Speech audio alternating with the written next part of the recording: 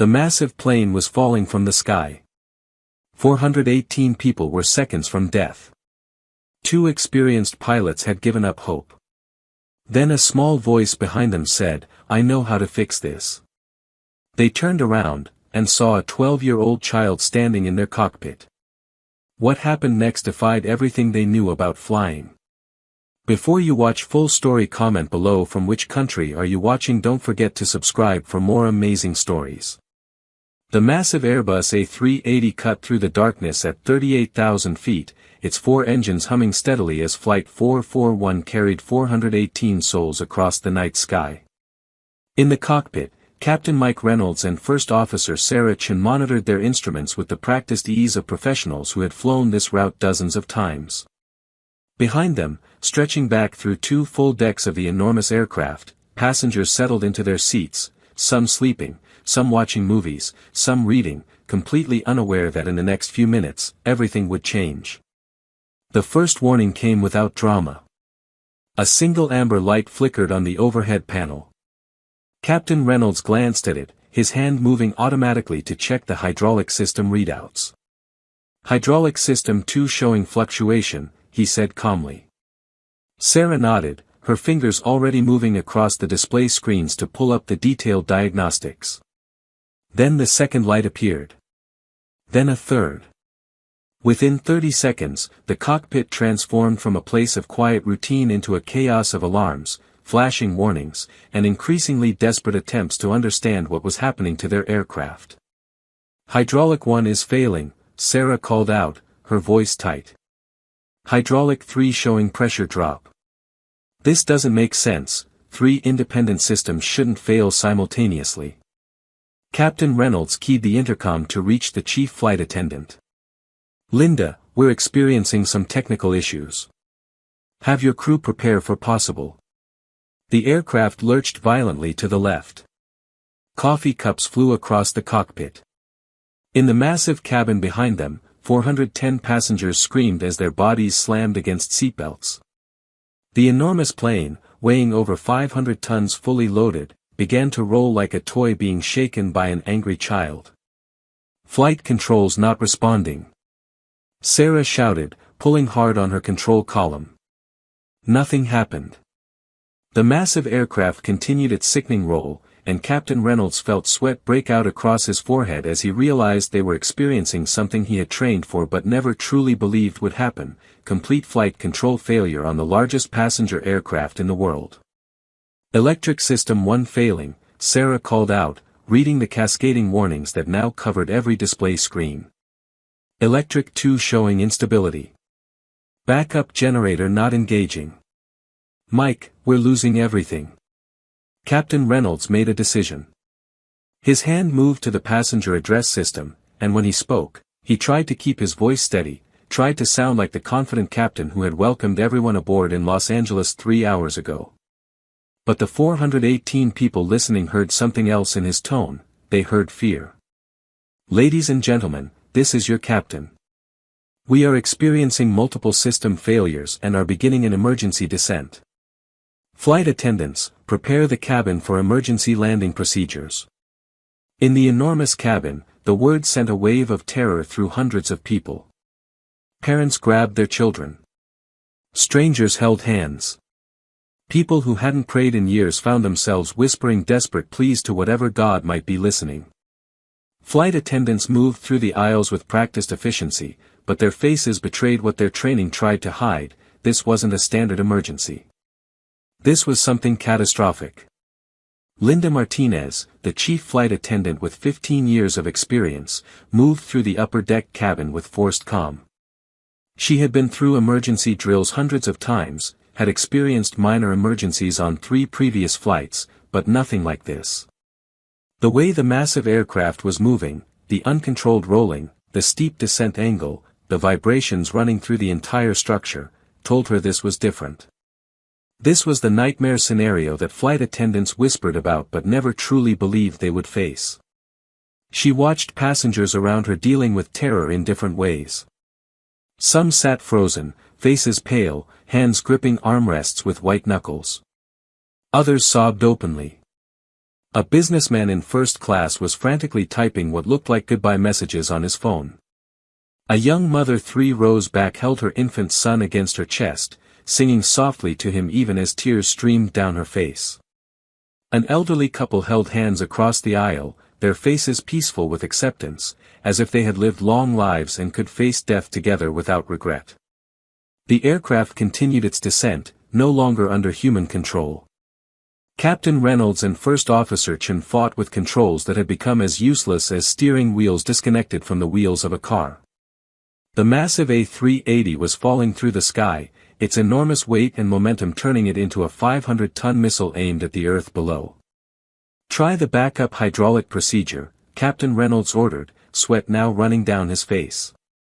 Sarah's hands flew across the controls, following the emergency checklist they had both memorized years ago. Nothing changed. The aircraft continued its terrifying descent, dropping through 35,000 feet now, the altimeter unwinding with sickening speed.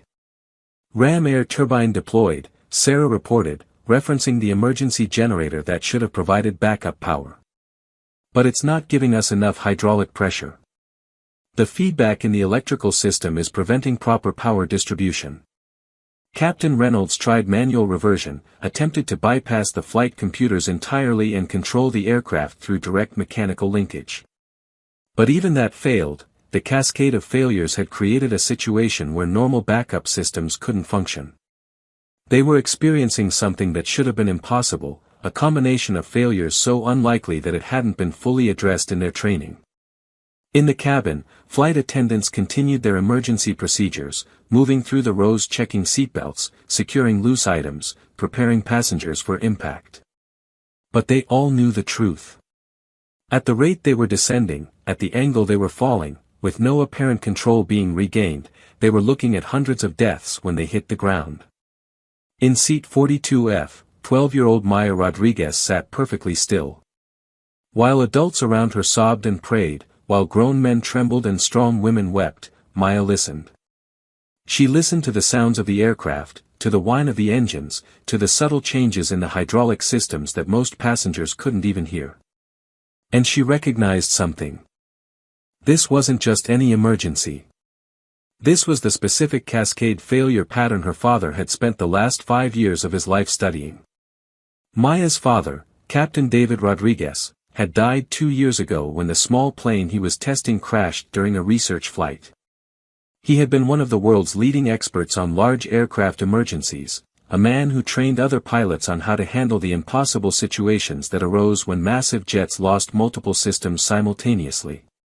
He had pioneered unconventional techniques specifically designed for aircraft the size of the A380, techniques that accounted for the enormous mass, the complex redundant systems, the physics that made flying a 500-ton aircraft completely different from flying smaller planes. David Rodriguez had been obsessed with a specific scenario, what he called the cascade convergence failure, on heavy aircraft. He had recognized through his research that the A380's redundant systems, while individually reliable, could create unexpected feedback loops if multiple failures occurred in a specific sequence.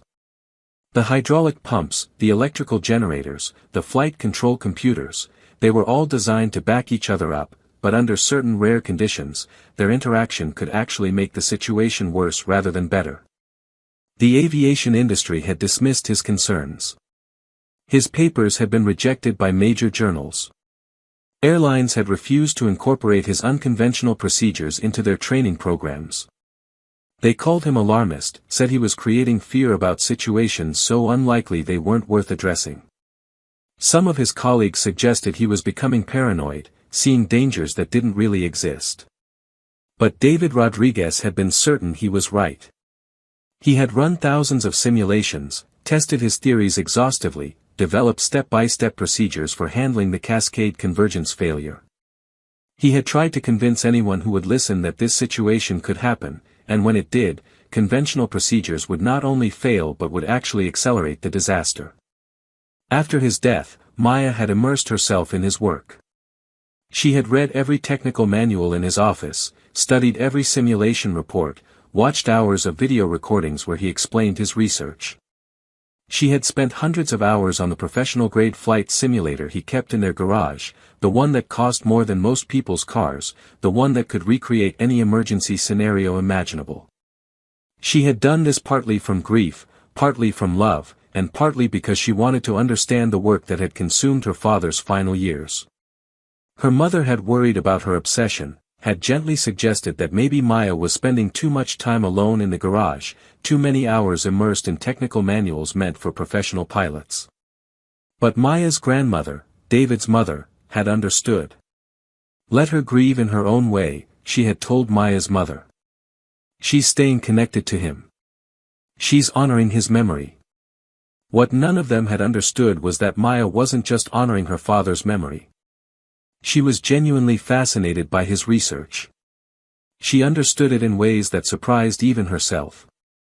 The complex interactions between hydraulic systems and electrical generators, the feedback loops that could develop in flight control computers, the physics of controlling a 500-ton aircraft when multiple systems failed, it all made perfect sense to her.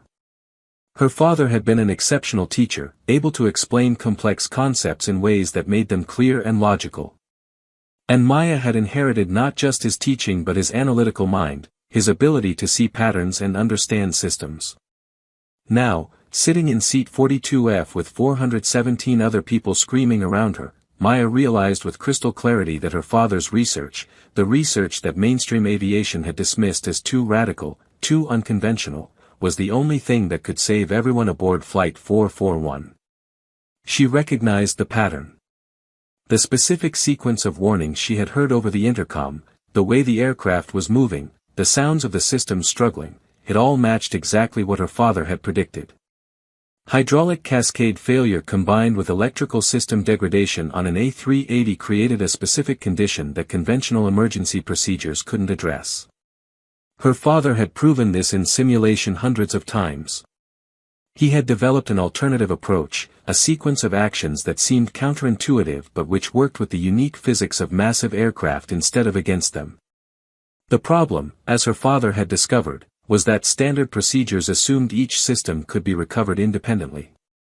But on the A380, when certain failures occurred in a specific sequence, the systems became interdependent in unexpected ways. Trying to restore hydraulic pressure using standard procedures actually increased the load on the electrical system, which caused voltage fluctuations that prevented the hydraulic pumps from operating efficiently, which caused the flight computers to issue commands that further destabilized the electrical system. It was a feedback loop, and conventional training taught pilots to take actions that made the loop stronger rather than breaking it. Her father's solution required doing something that seemed insane, completely shutting down all hydraulic systems simultaneously, allowing the electrical system to stabilize without the load of the hydraulic pumps, then bringing the systems back online in a specific non-standard sequence that prevented the feedback loop from reforming. It violated every principle of redundancy and backup systems that pilots were taught. It required 30 seconds during which the aircraft would be completely uncontrollable. It seemed like suicide. But David Rodriguez had proven in simulation that it worked. And Maya knew, with the terrible certainty that comes from true expertise, that it was the only thing that would save Flight 441. Maya unbuckled her seatbelt and stood up.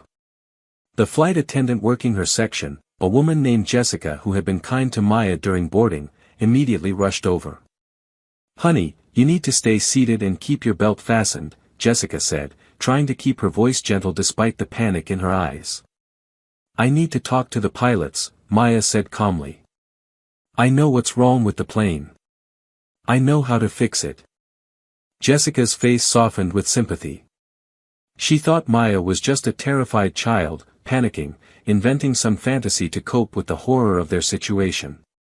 "Sweetheart, the pilots are doing everything they can. You need to sit down and—" "My father was Captain David Rodriguez," Maya interrupted, her voice cutting through with unexpected authority.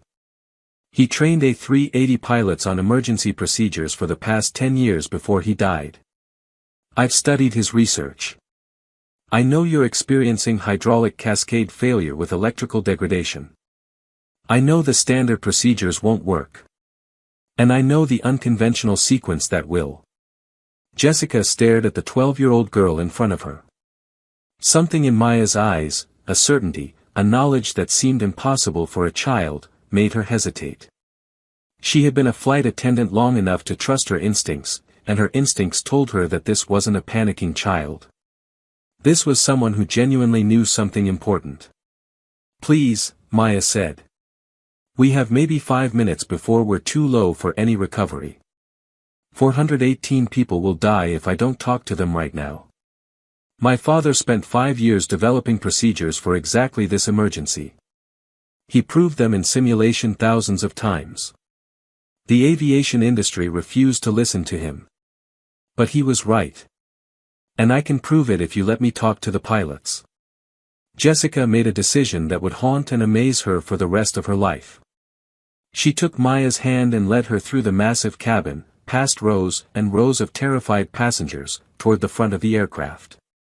Other flight attendants tried to stop them, confused about why Jessica was taking a child toward the cockpit during an emergency. But Jessica pushed forward, pulling Maya through the chaos. As they moved through the cabin, Maya saw the faces of hundreds of people who thought they were about to die.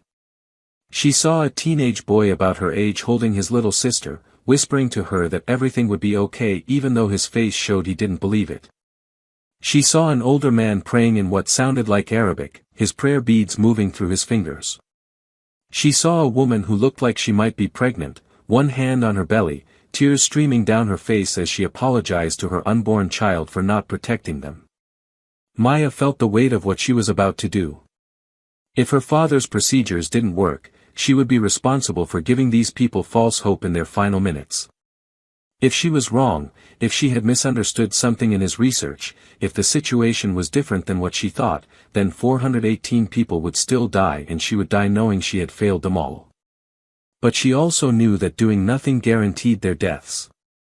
The pilots were following standard procedures, and those procedures were failing. Her father's research offered the only alternative. She had to try. When they reached the reinforced cockpit door, Jessica knocked hard. She picked up the intercom phone that connected directly to the pilots. "Captain, there's a young passenger who says she has critical information about our emergency situation. She says her father was Captain David Rodriguez." There was a pause. Even through the door, even over the screaming of alarms and the terrified sounds of passengers, Maya could hear the shock in Captain Reynolds' voice when he responded. "David Rodriguez? The researcher? The one who worked on unconventional heavy aircraft emergency procedures?" "Yes, sir," Jessica said. "His daughter is here. She says she knows what's wrong and how to fix it." Another pause. Maya could imagine the conversation happening in the cockpit, two professional pilots trying to decide if they should trust the expertise of a 12-year-old child while 418 lives hung in the balance. They were dropping through 28,000 feet now.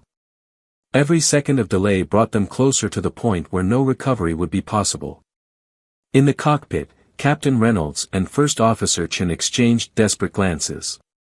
They had tried everything. Every procedure in their training, every backup system, every alternative approach they could think of, nothing had worked. They were out of ideas, out of time, out of hope. "Let her in," Captain Reynolds said finally. "David Rodriguez was brilliant. If his daughter knows something, we need to hear it. We've got nothing left to lose." The door lock clicked. The heavy cockpit door swung open.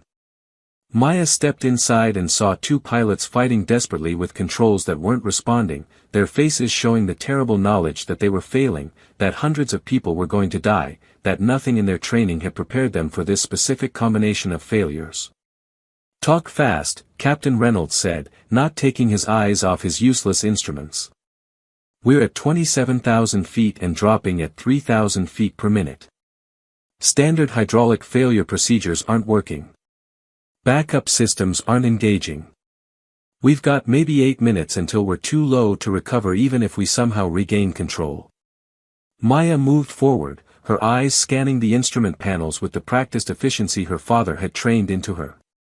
She saw exactly what she expected, the specific failure pattern her father had documented, the cascade that conventional procedures couldn't address because they didn't account for how the A380's redundant systems interacted during multiple simultaneous failures. "You're following the standard hydraulic failure recovery procedure," Maya said, her voice steady despite her racing heart. "You're trying to isolate the failed systems and switch to backups. But on the A380 with this specific failure pattern, that approach makes the problem worse. The electrical degradation is being caused by your attempts to switch systems. You're creating feedback loops in the power distribution network." First Officer Chen looked at Maya with shock. "How does a 12-year-old know about power distribution feedback loops?" "My father spent 5 years studying this exact scenario," Maya said. "He proved in simulation that conventional procedures fail with this failure combination on heavy aircraft. The A380's electrical system can't handle the switching loads when you're trying to restore multiple hydraulic systems simultaneously. Every time you try to bring a backup system online, it creates a voltage spike that destabilizes the flight computers, which causes them to issue incorrect commands to the remaining hydraulic systems, which creates more electrical load, which makes everything worse." She pointed at one of the displays. "See that voltage fluctuation pattern? That's the feedback loop. Your actions aren't fixing the problem, they're amplifying it. You need to break the cycle completely before you can restore any control." Captain Reynolds shook his head, his hands still fighting uselessly with the controls. "How do we break it?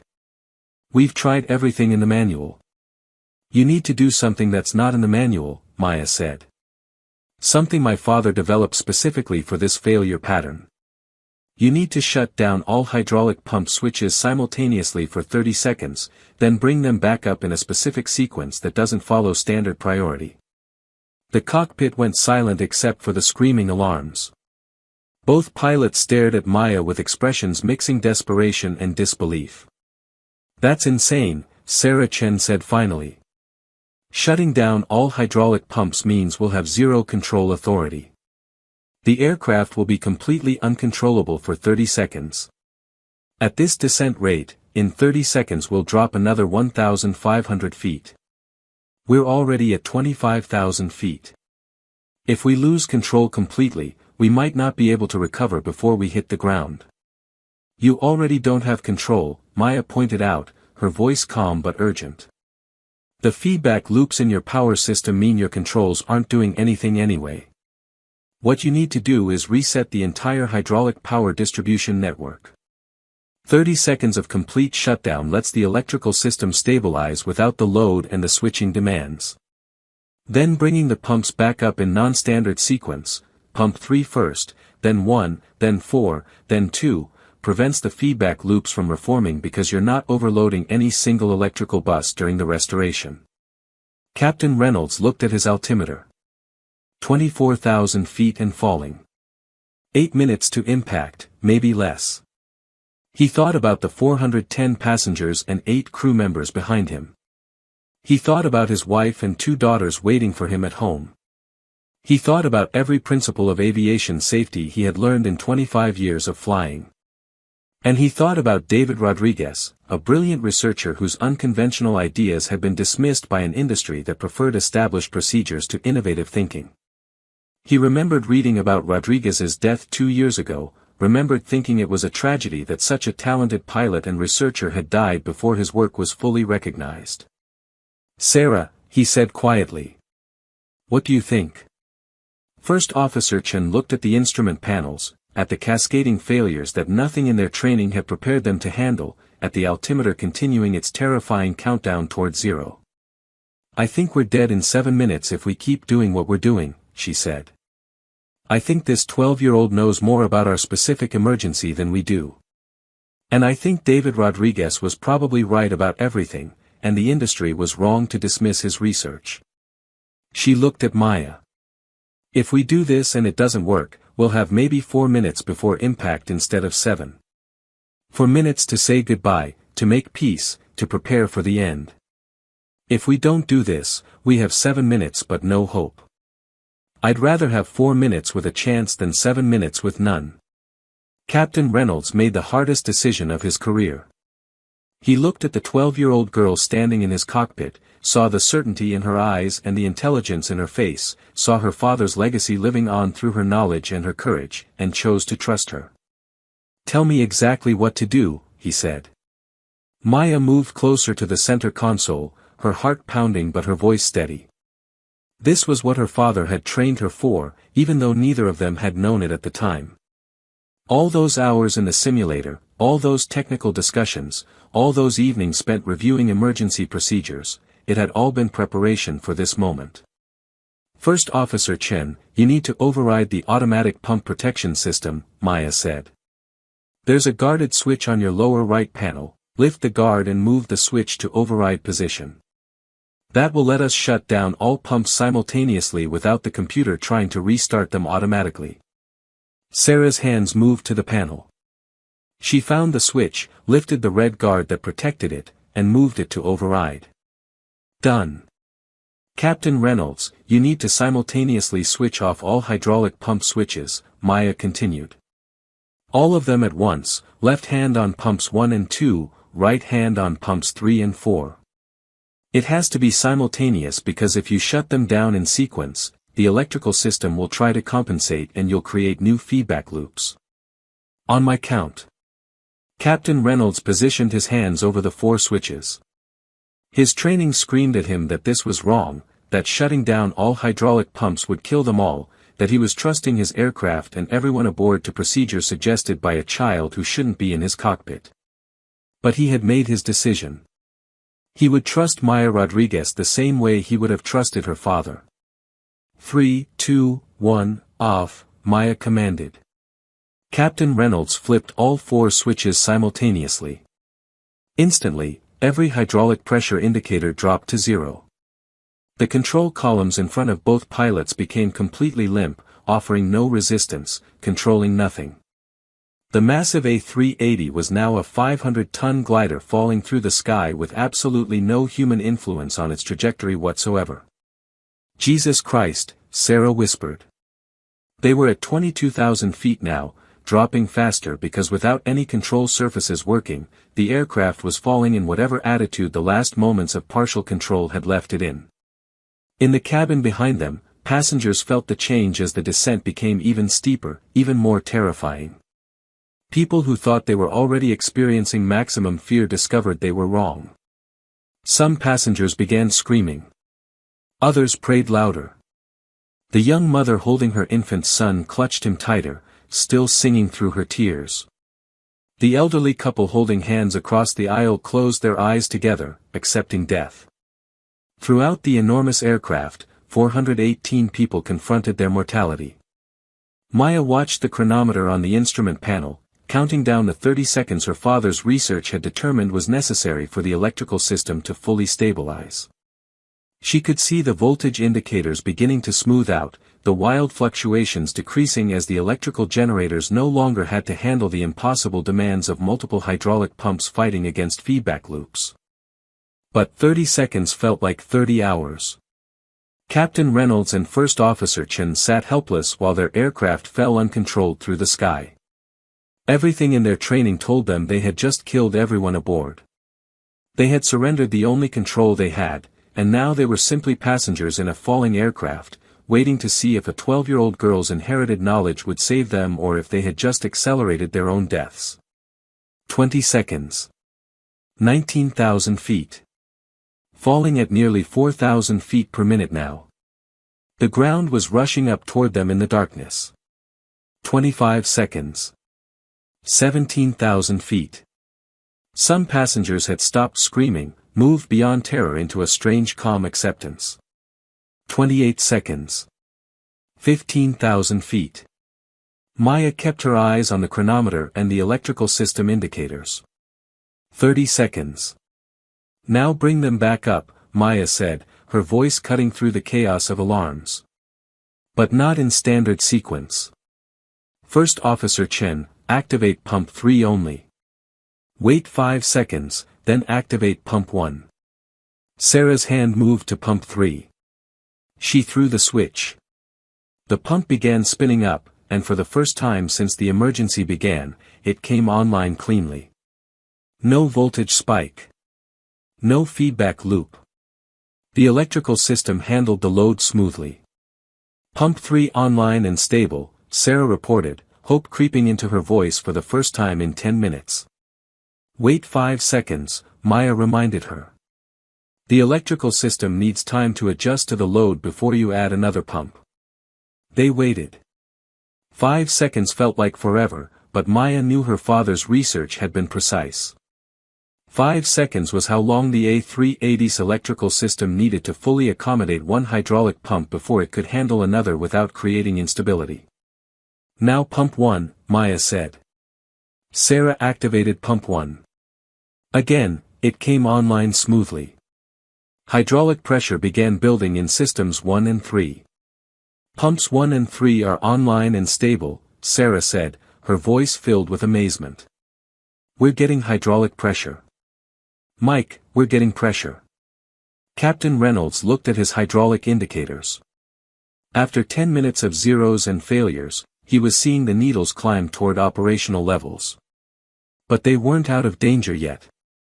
They were at 13,000 feet now, still falling, still uncontrolled. Captain Reynolds, wait 10 seconds after pump 1, then activate pump 4, Maya instructed. Then wait 5 more seconds and activate pump 2. They followed her sequence exactly. Pump 4 came online. Then pump 2. And slowly, miraculously, hydraulic pressure built across all systems. The electrical indicators showed stable voltage.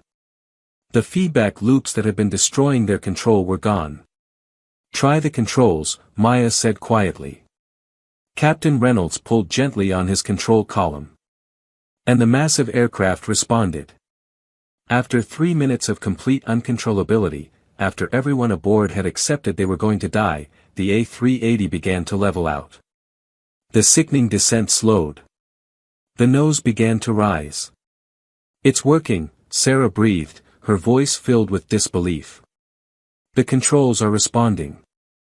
We have hydraulic pressure across all systems. We have flight control authority. They were at 12,000 feet now, but the descent rate was decreasing. Captain Reynolds and First Officer Chen worked together, their hands moving across controls that now responded as designed, gradually bringing the massive aircraft back under full human control. The A380 leveled out at 10,000 feet, no longer falling but flying straight and level. Captain Reynolds keyed the passenger address system. His hand was shaking as he picked up the microphone. This time, his voice was different, still shaking, but with overwhelming relief rather than fear. Ladies and gentlemen, this is your captain. We have regained full control of the aircraft. The emergency is over. I repeat, the emergency is over. We're going to make an emergency landing at the nearest suitable airport, but everyone is going to be okay. Everyone is going to be okay. The sound that erupted from the cabin was unlike anything the pilots had ever heard, 418 people simultaneously crying, laughing, screaming with relief, embracing strangers, thanking God or the universe or simple luck or whatever they believed in. People who had been certain they would die in the next few minutes discovered they were going to live. Parents hugged their children. Strangers held each other. The young mother kissed her infant son's head over and over, her tears of terror transforming into tears of joy. The elderly couple who had been holding hands across the aisle unbuckled and embraced, sobbing together. Throughout the enormous aircraft, 418 people experienced the most intense emotional transformation of their lives, from acceptance of death to the gift of continued life, from terror to relief, from goodbye to hello again. In the cockpit, First Officer Chen turned to look at Maya, tears streaming down her face. You just saved 418 lives. You're 12 years old, and you just saved 418 lives. My father saved them, Maya said quietly. I just remembered what he taught me. Captain Reynolds looked at this extraordinary child standing in his cockpit. Your father's research, did the aviation industry really reject it? Maya nodded. They said his procedures were too unconventional. Too different from standard training. They said the failure scenario he was studying was too unlikely to warrant developing new procedures. They refused to publish his papers or incorporate his techniques into pilot training. They were wrong, Sarah said firmly. Your father was right about everything. He understood something about heavy aircraft emergencies that the rest of the industry missed. And you just proved it by saving all of us. Captain Reynolds guided Flight 441 toward an emergency landing at Denver International Airport, the nearest suitable facility for an A380 emergency landing. He declared a full emergency, requesting maximum crash and rescue response. Fire trucks, ambulances, emergency response teams, dozens of vehicles raced into position along the runway, preparing for the worst. Controllers in Denver Tower had been following Flight 441's emergency, had heard the desperate communications as the pilots fought to control their aircraft, had tracked the terrifying descent on radar. They had called in every emergency resource available, had cleared all other traffic from the airport, had prepared for what they thought would be a mass casualty disaster.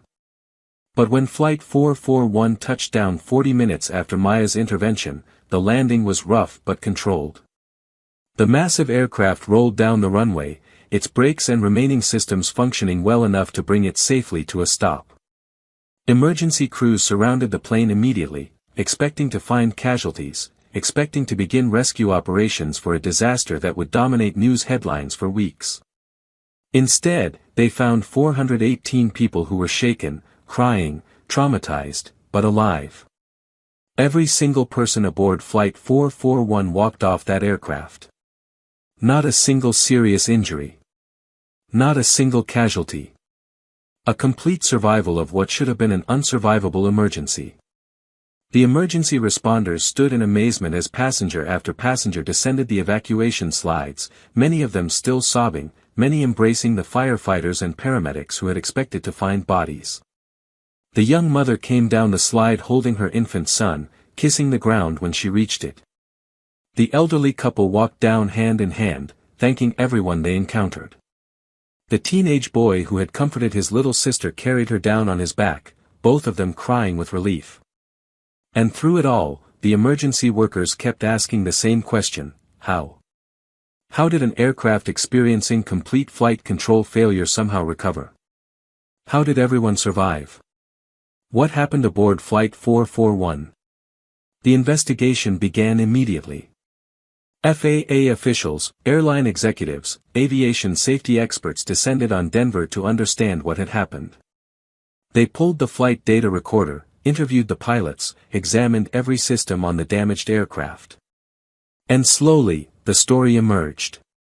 Captain Reynolds and First Officer Chen told investigators about the cascade failure, about following standard procedures that didn't work, about the 12-year-old girl who walked into their cockpit with knowledge that saved everyone aboard. At first, investigators didn't believe it. A child? Providing technical guidance that experienced pilots couldn't? Suggesting procedures that violated everything in standard training? It seemed impossible. I know how it sounds, Captain Reynolds told the lead investigator. I know it seems crazy that we followed advice from a 12-year-old. But she knew things about our emergency that we didn't know. She understood the failure pattern in ways our training never addressed. And she was right. Everything she told us to do worked exactly as she said it would. The investigator, a veteran pilot named Thomas Chen who had spent 30 years analyzing aircraft accidents, shook his head in disbelief. Captain, you shut down all hydraulic systems simultaneously during an emergency descent. That's the opposite of every procedure we teach. How could you make that decision? Because nothing else was working, Mike Reynolds said simply. We were at 24,000 feet and falling. We had maybe 7 minutes until impact. Every standard procedure had failed. Maya Rodriguez offered us an alternative that her father had developed specifically for our failure scenario. We had nothing to lose and 418 lives to save. So we trusted her. And if her procedures hadn't worked? Thomas asked. Then we would have died 4 minutes sooner than we were going to die anyway, Mike said. But we would have died knowing we tried everything possible. That we didn't just follow standard procedures to our deaths when an alternative existed. Thomas Chin requested access to David Rodriguez's research files. Maya's mother, Isabella Rodriguez, provided investigators with boxes of her late husband's technical documents, simulation records, procedure development notes. She gave them access to the flight simulator in their garage, showed them the thousands of hours of simulation data David had recorded while developing his unconventional procedures. Aviation safety experts spent 3 weeks analyzing the research. They reviewed David Rodriguez's papers, read his technical analysis, studied his simulation results. They brought in electrical engineers to evaluate his theories about power distribution feedback loops. They consulted with aeronautical engineers about his understanding of heavy aircraft flight dynamics. They ran their own simulations using his procedures. And they discovered that Captain David Rodriguez had been absolutely, completely, brilliantly correct about everything. His analysis of cascade convergence failures on the A380 was flawless. His understanding of how electrical system feedback loops could prevent hydraulic system recovery was groundbreaking. His unconventional procedures for breaking those feedback loops and restoring control were not only valid but demonstrably superior to standard approaches in specific failure scenarios. The aviation industry had been wrong to dismiss his research. They had been wrong to reject his papers. They had been wrong to refuse incorporating his techniques into pilot training. David Rodriguez had discovered something important about heavy aircraft safety, had developed procedures that could save hundreds of lives, and had been ignored because his ideas challenged established doctrine. This research should have been taken seriously years ago, Thomas Chin wrote in his preliminary report. Captain Rodriguez identified a real vulnerability in heavy aircraft emergency procedures. He developed effective solutions. He attempted to share his findings with the aviation community.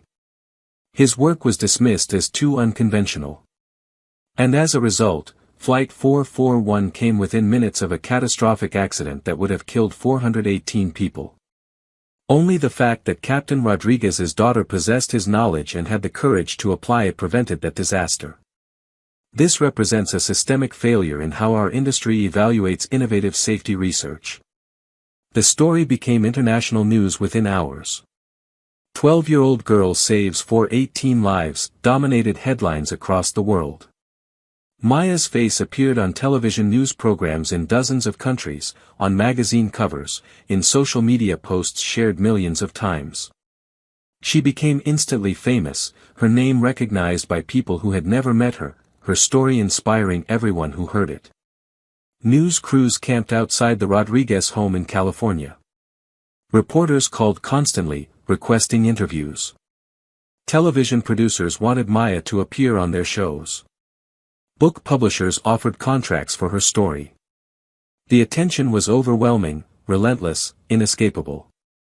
Maya's mother tried to shield her from the worst of it, but there was no way to completely escape the media frenzy.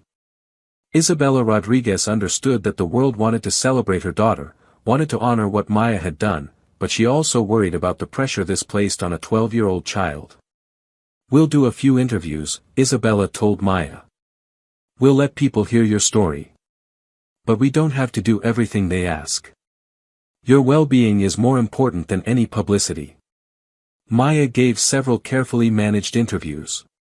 She appeared on 3 major news programs, spoke with print journalists from national newspapers, participated in a press conference at the request of the FA.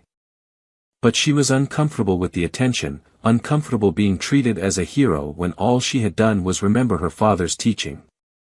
"I didn't do anything special," she told one interviewer. "I just knew something that the pilots didn't know. My father did the real work. He spent 5 years researching heavy aircraft emergencies, developing procedures, testing them in simulation. I just remembered what he taught me. He's the hero, not me." But the world disagreed. The world saw a 12-year-old girl who had walked into a cockpit during a catastrophic emergency and saved 418 lives through extraordinary knowledge and remarkable courage.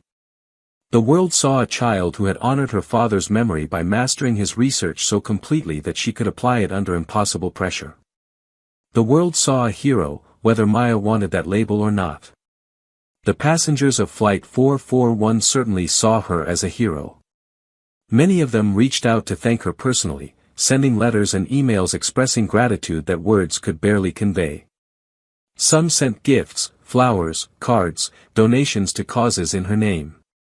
Several families invited Maya and her mother to visit them, wanting to show her the lives she had saved, wanting her to see the children who still had their parents, the grandparents who would see their grandchildren grow up, the people who got to continue living because of what she had done. Robert Chen, the man who had been traveling to his daughter's wedding, sent Maya a photo from the wedding. In it, he was dancing with his daughter, both of them smiling, both of them alive to share that moment because Flight 441 had landed safely. I walked my daughter down the aisle, his letter said. I danced with her at her reception. I hugged my wife and told her I loved her. I got to keep living my life because you had the courage to do something terrifying. You walked into that cockpit and took responsibility for 418 lives. You were just a child, but you saved us all. Thank you doesn't seem like enough, but thank you. Thank you for giving me back my life. Maya read that letter multiple times, crying each time. This was why her father's work had mattered. This was why he had spent 5 years developing procedures that the aviation industry dismissed. Not for recognition or fame, but because lives were at stake. Because passengers like Robert Chen deserved pilots and researchers who would do everything possible to bring them home safely. 6 months after Flight 441's emergency landing, the FAA announced new training requirements for pilots flying large aircraft. They mandated instruction in unconventional emergency procedures for heavy jets, based largely on Captain David Rodriguez's research. Airlines around the world began updating their training programs, teaching pilots the techniques that had saved Flight 441. The A380 manufacturer issued new emergency procedure guidance, incorporating David Rodriguez's findings about electrical system feedback loops and hydraulic cascade failures. The procedures that had been dismissed as too radical were now official manufacturer recommendations. Aviation safety organizations recognized Captain David Rodriguez posthumously with multiple awards. They acknowledged that his research represented an important contribution to heavy aircraft safety. They admitted that the industry had been wrong to dismiss his work. And they committed to evaluating innovative safety research more seriously in the future, to not rejecting ideas simply because they challenged established procedures. Maya received awards and honors as well. Airlines thanked her. Aviation organizations recognized her. Cities where Flight 441 passengers lived celebrated her. But the recognition that meant the most came from a quiet ceremony at the flight training facility where her father used to work. The facility dedicated their main A380 simulator to David Rodriguez's memory. They installed a plaque that read, Captain David Rodriguez Memorial Simulator, dedicated to advancing aviation safety through innovative research and unconventional thinking. His pioneering work on heavy aircraft emergency procedures, proven by his daughter Maya Rodriguez aboard Flight 441, continues saving lives today. Maya stood in front of that plaque with her mother, her grandmother, and several of her father's former colleagues. She read the words through tears, feeling the weight of her father's absence and the pride of his legacy. He would be so proud of you, her mother whispered, arm around Maya's shoulders. Not just for saving all those people, although that would have made him incredibly proud. But for understanding his work so completely. For honoring his research by learning it so thoroughly. For carrying forward his legacy. I miss him every day, Maya said quietly. I wish he could know that his research was right, that it saved everyone aboard Flight 441, that aviation is finally taking his ideas seriously. Her grandmother, a strong woman who had raised David as a single mother after his father died, knelt beside Maya. He knows, Mija. Wherever he is, he knows. And he's proud of you, not just for what you did on that airplane, but for who you are. For your courage, your intelligence, your compassion. One of David's former colleagues, a senior training captain named James Walsh, approached Maya. Your father was the best instructor I ever knew, he said. He taught me how to really think about emergencies, not just follow checklists but understand the principles behind the procedures. He made me a better pilot. And through you, he's making thousands of pilots better. His research is now part of standard training. Every A380 pilot in the world will learn his techniques. That's an extraordinary legacy. Maya nodded, unable to speak past the lump in her throat. And you, James continued, you have his gift for understanding aviation. The way you analyzed that emergency situation, the way you guided Captain Reynolds through your father's procedures, that showed exceptional knowledge and remarkable composure. You have your father's mind for this work. The months after Flight 441 were difficult for Maya in ways she hadn't expected. The fame was overwhelming, the attention exhausting. But more challenging was returning to normal life after doing something so extraordinary. How do you go back to 7th grade after saving 418 lives? How do you worry about homework and tests and friendship drama when you've confronted life and death at 38,000 feet? Her classmates treated her differently now. Some were in awe of her, talking about her rather than to her. Others seemed resentful, as if her extraordinary experience somehow diminished their own lives. Teachers didn't know how to relate to her. How do you grade the homework of someone who saved hundreds of lives? Maya felt isolated, separated from normal teenage experiences by something she hadn't asked for and didn't quite know how to process. She talked to a counselor about it, about how fame felt like a prison, about how she just wanted to be Maya rather than the girl who saved Flight 441. What you experienced was traumatic, the counselor told her gently. You confronted death. You took responsibility for hundreds of lives. You succeeded, but that doesn't erase the fear and stress of those moments. It's okay to struggle with this. It's okay to feel overwhelmed. What you did was extraordinary, but you're still a 12-year-old girl who deserves to have a normal childhood. But Maya's childhood could never be entirely normal after Flight 441. She had seen and done things that most people never experience. She had faced pressure that most adults never face. She had proven herself capable of extraordinary things, and that knowledge changed how she saw herself and how others saw her. She found comfort in her father's simulator. The garage where his equipment remained became her refuge, a place where she could practice flying without the pressure of real lives depending on her decisions. She continued studying aviation, not for fame but because she genuinely loved it, because understanding how massive aircraft worked felt like staying connected to her father. Her mother worried about the time Maya spent alone in the garage, but Maya's grandmother understood. Let her process this in her own way, she advised Isabella. She's grieving her father and processing what happened on Flight 441. The simulator is her way of working through all of it. 2 years passed. Maya turned 14, entered high school, slowly adjusted to being known as the girl who saved Flight 441. The media attention faded as other stories captured public attention. Life became more normal, though she still received occasional interview requests and invitations to speak at aviation events. The passengers of Flight 441 created a survivors group that met annually on the anniversary of their emergency. They gathered to remember how close they came to death and to celebrate the gift of continued life.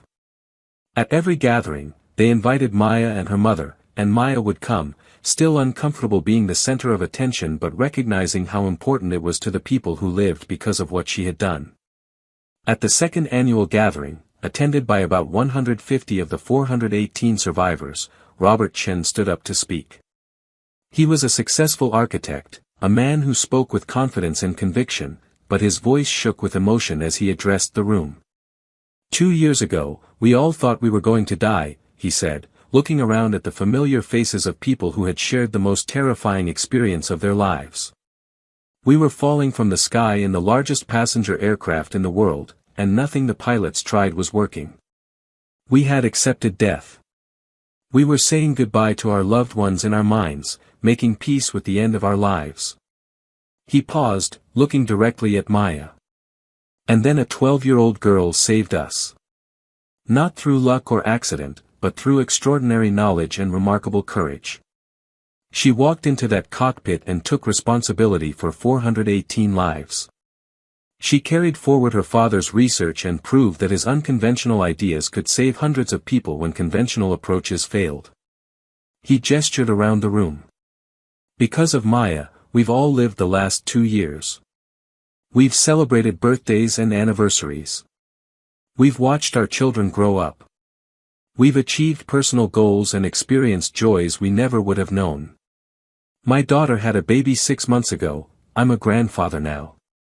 I got to hold my grandson because a 12-year-old girl had the knowledge and courage to save my life. Many people in the room were crying now, including Maya. So I want to thank you again, Maya, Robert continued, his own tears falling freely. For saving us that day. For giving us all these extra years. For giving us the gift of continued life.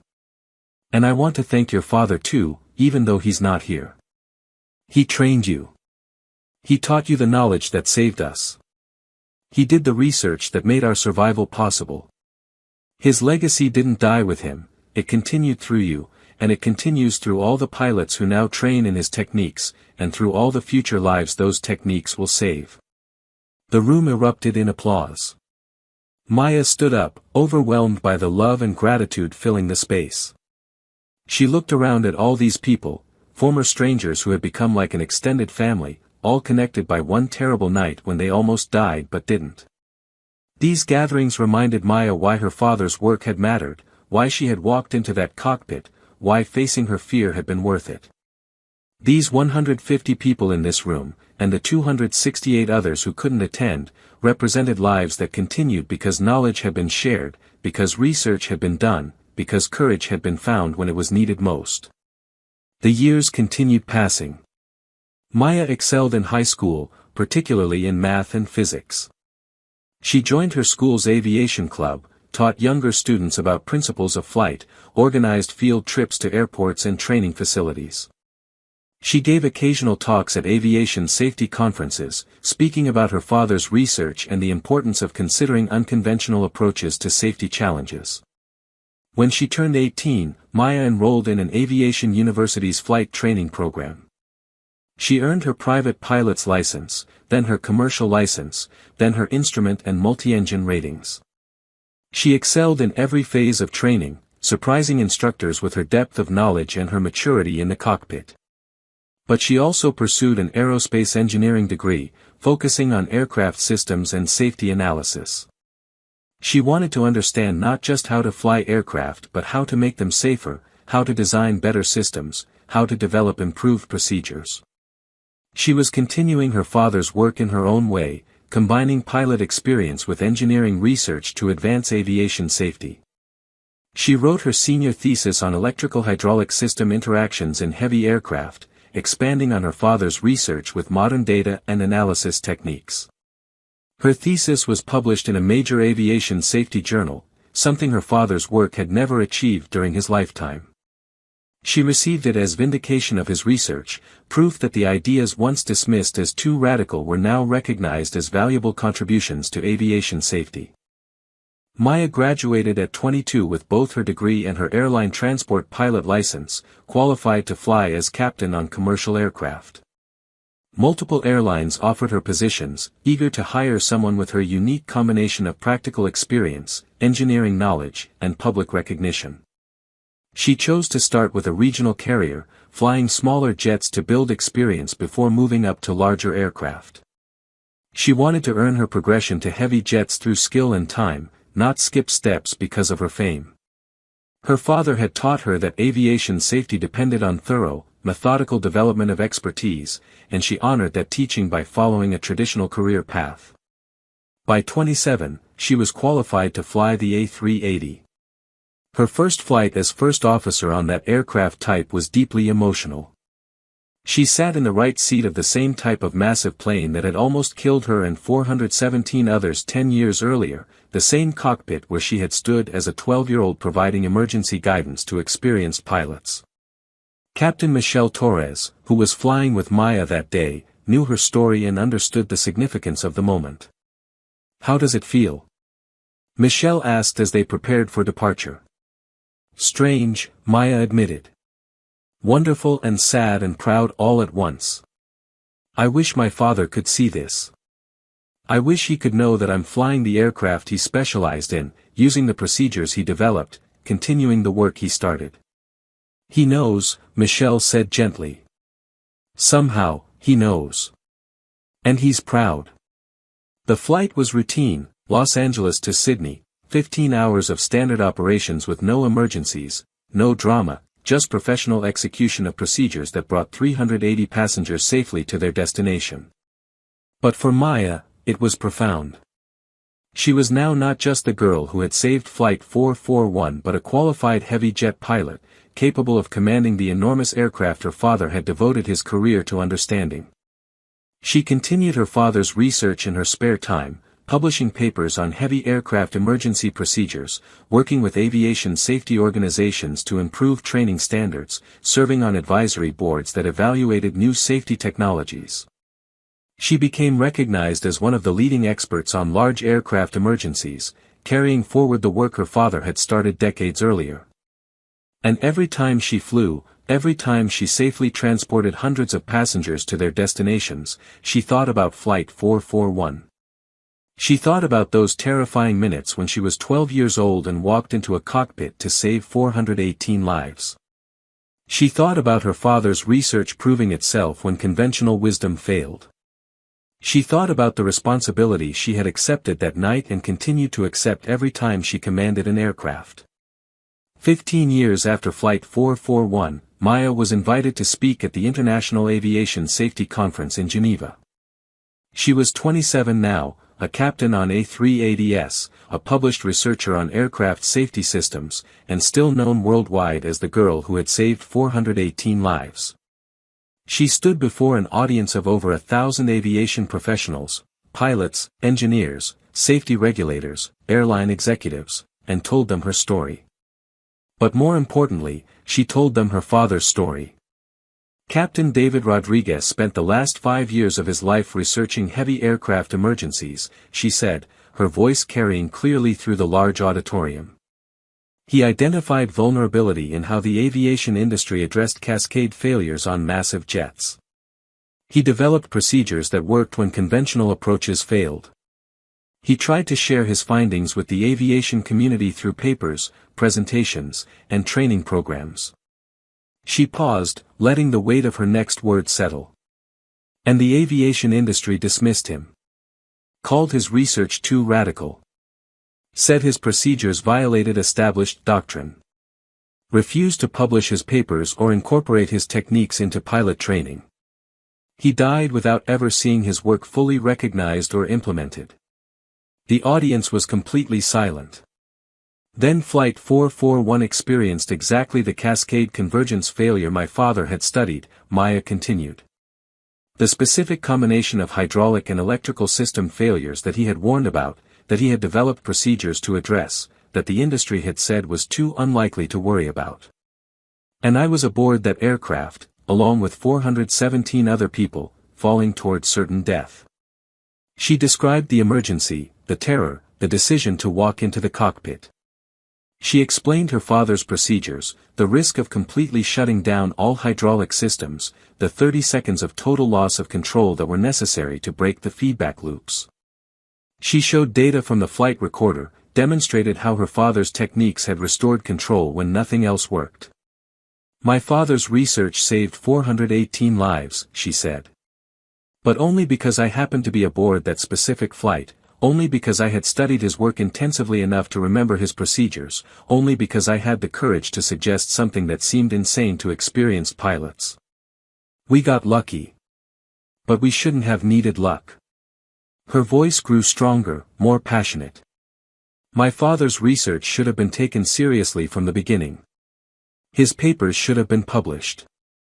His procedures should have been incorporated into training. If the aviation industry had listened to him when he was alive, Captain Reynolds and First Officer Chen would have known what to do when Flight 441 systems failed. They wouldn't have needed a 12-year-old girl to walk into their cockpit and tell them how to save everyone aboard. She looked around the auditorium. The lesson of Flight 441 isn't just about the specific procedures my father developed. The lesson is about how our industry evaluates innovative safety research. Are we open to unconventional ideas, or do we dismiss anything that challenges established doctrine? Are we willing to seriously consider research that might save lives, even if it comes from unconventional sources or suggests uncomfortable changes to our procedures? The audience gave her a standing ovation that lasted 5 minutes. And after her speech, aviation professionals lined up to talk to her, to thank her for advocating for continued innovation in safety, to share their own experiences with research that had been dismissed or ignored. "Your father would be proud," one elderly pilot told her. He must have been in his 70s, with the bearing of someone who had spent a lifetime in aviation. "I flew with David Rodriguez 30 years ago, when we were both young first officers. Even then, he was thinking differently about aviation safety, questioning procedures, suggesting improvements. The industry needs more people like him. And now, through you, his work continues making aviation safer for everyone." Maya felt tears on her cheeks. "Thank you," she whispered. "Thank you for remembering him." The passengers of Flight 441 continued their annual gatherings, now attended by people from around the world who made the journey to commemorate their survival. The 15th anniversary gathering was held in Los Angeles, close to where their terrifying journey had begun. Over 200 people attended, passengers, crew members, family members of those aboard, even some of the emergency responders who had met the aircraft in Denver expecting disaster but finding survival. They shared stories, showed photos of the lives they had lived since that night, celebrated the continued existence that Maya's knowledge and courage had made possible. Robert Chen, now a 60-year-old grandfather of 3, stood up to speak as he had at previous gatherings. 15 years ago, my daughter was about to get married, and I thought I would miss her wedding because I was falling from the sky in a crashing airplane. Today, my daughter has 3 children. My oldest grandson is 9 years old. I've lived 15 years that I never would have had. I've experienced joys I never would have known. All because of Maya Rodriguez and her father's research. He looked at Maya, sitting in the front row next to her mother. I used to think about what I would have missed if Flight 441 had crashed. My daughter's wedding. The birth of my grandchildren. 15 years with my wife. But lately, I think about it differently. I think about what I got instead of what I almost lost. I got to walk my daughter down the aisle. I got to hold each of my grandchildren when they were born. I got 15 extra years that feel like a gift I didn't earn but received anyway. His voice broke. And I want Maya to know that every good thing I've experienced in the last 15 years, I owe to her. Every birthday, every holiday, every ordinary Tuesday evening sitting with my family, all of it exists because she had the courage to walk into that cockpit.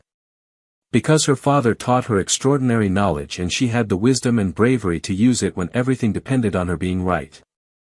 Later that evening, after most people had left, Maya walked outside to get some air. She found a quiet spot overlooking the city lights of Los Angeles, the city where Flight 441 had departed 15 years ago carrying 418 people who thought they were facing a routine overnight flight. Her mother found her there. Isabella Rodriguez was 55 now, her hair graying, her face showing the years that had passed since losing her husband. But she was still strong, still the steady presence that had helped Maya navigate the overwhelming aftermath of Flight 441. "What are you thinking about?" Isabella asked, sitting beside her daughter. "Dad," Maya said quietly. "I'm thinking about how much he would love this. Not the fame or the recognition, but knowing that his research saved all those people. Knowing that his unconventional ideas proved essential when conventional approaches failed. Knowing that aviation finally took his work seriously. He would be incredibly proud of you," Isabella said. "Not just for saving Flight 441, though that would make him proud. But for becoming the person you are. An excellent pilot. A serious researcher. An advocate for aviation safety. You've carried forward his legacy in ways he never could have imagined." Maya leaned against her mother. "I miss him. Even after all these years, I miss him." "I know, sweetheart. I do too. They sat together in comfortable silence, watching the city lights and thinking about David Rodriguez, husband, father, researcher, pilot. A man who had died too young but whose work continued saving lives long after his death. A man whose unconventional thinking had been dismissed during his lifetime but vindicated through his daughter's courage. "He lives on through you," Isabella said finally. "Through your knowledge, your passion for aviation, your commitment to safety. Through the 418 people who survived Flight 441. Through every pilot who now trains in his procedures. Through every passenger who flies safely because his research improved aviation safety. His legacy is alive and growing." Maya nodded, feeling the truth of her mother's words. Her father had died, but his work continued. His research saved lives. His unconventional ideas improved aviation safety worldwide. And through Maya, his passion for understanding and improving heavy aircraft operations continued pushing the industry forward. 20 years after Flight 441, Maya Rodriguez was serving as captain on an A380 flight from Paris to Singapore. It was a routine overnight flight, the kind she had flown hundreds of times. But as she guided her massive aircraft through the darkness at 38,000 feet, she thought about the journey that had brought her here. She thought about her father, who had died when she was 10, leaving behind research that the aviation industry dismissed. She thought about being 12 years old and recognizing the emergency pattern aboard Flight 441. She thought about walking into that cockpit despite her terror, accepting responsibility for 418 lives, trusting her father's procedures even when experienced pilots doubted. She thought about the 15 years since then, becoming a pilot, earning her qualifications, building expertise, continuing her father's research. She thought about the hundreds of flights she had commanded safely, the thousands of passengers she had transported, the responsibility she accepted every time she sat in the captain's seat of a massive aircraft. And she understood that Flight 441 had changed not just her life but the entire trajectory of aviation safety. Her father's research was now standard training. His unconventional procedures had been validated, refined, and incorporated into pilot education worldwide. His understanding of heavy aircraft emergencies continued saving lives every day, preventing future disasters through knowledge that had once been dismissed as too radical. Captain Maya Rodriguez guided her A380 smoothly toward Singapore, her hands confident on the controls, her knowledge deep and thorough, her commitment to safety absolute. She was 27 years old and commanded one of the largest passenger aircraft in the world. She carried 385 souls who trusted her to bring them safely to their destination.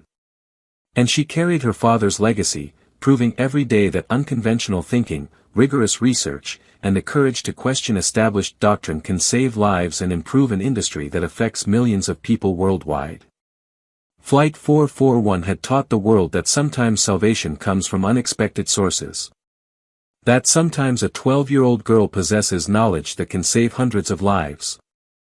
That sometimes the most important thing anyone can do is have the courage to use what they know when everything depends on being right. And 20 years later, that lesson continued saving lives around the world, every single day, aboard massive aircraft flying safely through the skies carrying people home to the ones they loved. Her father would have been proud. And somehow, somewhere, Maya believed he knew.